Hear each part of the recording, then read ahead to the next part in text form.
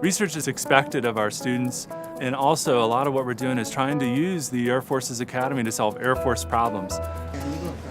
As you look around the lab, you're probably seeing a lot of green stuff. We are very much in the business working with photosynthetic organisms. And now we are starting a new project. We're looking into the possibility of being able to get power from these photosynthetic cyanobacteria. Right now we're looking at somewhere around 1 microamp and around the same millivolt. So as our next step is inserting those miter cab genes into this algae, and then we'll run a similar setup to see if there is any increase in voltage or current output.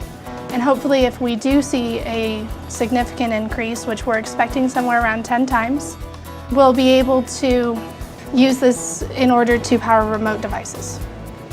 So ultimately, this would be a fuel cell. Yes. In the end, yeah. Yeah. So it's a way of thinking, a creative way of thinking that helps solve energy efficiency issues, but also helps make better officers and better citizens. We have a really high-quality research program here, world-class labs. Sometimes I think of it as almost a national lab. We have such great facilities. We put students on the projects. That always gives them some great ideas, and we're implementing some of these projects now. So in our laboratories here, we try to determine the impact of chemical composition on the physical properties that are important for diesel combustion. Newer fuels that we get from the Navy, the biofuels, they can be from algae or from cellulose. These fuels, once they're made and processed and we look at them, they have a chemical composition that differs from that of regular petroleum fuels. Secretary Mabus introduced the Great Green Fleet Initiative, where he would like all of our ships to be 50% diesel, 50% bio or alternative fuel. This research would help work towards that, and we've already seen successful demonstrations in some cases, and so hopefully information we find from our mixtures will help make that process easier. Oh, okay, cool.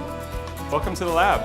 Yeah, behind the glass here we have a 6.5 liter Humvee diesel engine, and as part of CNO's initiative, Great Green Fleet, we're trying to qualify biodiesels to make sure they can be drop-in replacements for petroleum-based diesels. We've become a logistics-based Navy, and to come up with alternative energies and alternative ways to keep ourselves steaming on the seas, to stay on station longer, go farther. This is the future of our Navy. They are going to carry forward with them from their academy experiences the best ideas about how to get the most out of every unit of energy, every barrel of oil for flying airplanes in the Air Force or Navy or Marine Corps, or operating ships or combat vehicles. Students are all about innovation. They bring new ideas, new technologies, and new excitement to the way we do business. Energy may not sound that exciting, but new ideas and new technologies really can illuminate the future of energy efficiency.